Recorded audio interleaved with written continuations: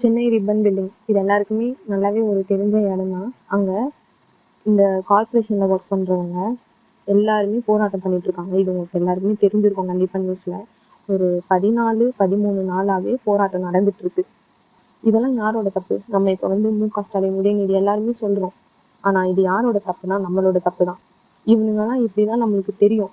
தெரிஞ்சே நம்ம கண்மூடித்தனமாக அவனுங்க கிட்ட காசு வாங்கிட்டு நம்ம ஓட்டு போடுறோம்ல, அதுதான் நம்மளோட தப்பு. நம்ம எதுக்கு அந்த தப்பை பண்ணணும்? இது வரைக்கும் நம்ம பண்ணிட்டோம். இப்போ வரைக்குமே நம்ம அவங்களால ஏகப்பட்ட வழியில் நிறையவே கஷ்டப்படுறோம். இப்போ தெரிஞ்சது டிஎம்கே ஏடிஎம்கே கட்சி தான். கண்மூடித்தனமாக இது இல்லைன்னா அது, அது இல்லைன்னா இது.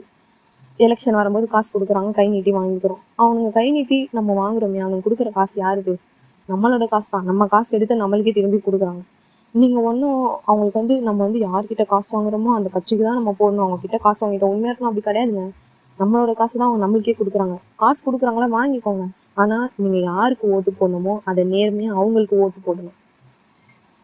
நம்மளோட நாளையோட ஜென்ரேஷனு நல்லா இருக்கணும், நாளையோட நாள் நல்லா இருக்கணும்னு நம்ம யோசித்து நம்மளோட வாழ்க்கையை எப்படி நம்ம இந்த நாட்டில் எப்படி நம்ம எடுத்துகிட்டு போகிறோம், நாளைக்கு நம்மளோட நாடு எப்படி இருக்கும் அப்படின்றத நம்ம ஒருத்தரும் தீர்மானிக்கிறதுல தான் இருக்குது. நம்ம கண்மூடித்தனமாக ஏதோ ஒன்று யாருக்கும் ஓட்டு போகிறோன்னு போனால் இப்படி தான். அவங்க பாவம் அவங்களோட வேலையை விட்டு திடீர்னு இந்த தூய்மை பணியாளர்கள் அவங்கள திடீர்னு வேலையை விட்டு தூக்குறாங்க. என்னென்னமோ டக்குன்னு சொல்கிறாங்க. அவங்க என்ன பண்ணுவாங்க? இதை நம்பி தான் அவங்களோட பொழப்பு, அவங்க குடும்பம்னு சொல்லி எல்லாம் ஓடின்னு இருக்கு. இந்த மாதிரி திடீர்னு இந்த மாதிரி பண்ணாங்கன்னா அவங்க எங்கே போவாங்க? நாளைக்கு அவங்க பிள்ளைங்களோட வாழ்க்கை என்ன ஆகும்? ஹாஸ்பிட்டலில் உடம்பு சரியில்லைன்னு பார்க்குறாங்க, அதுக்கு ட்ரீட்மெண்ட்க்கு என்ன பண்ணுவாங்க?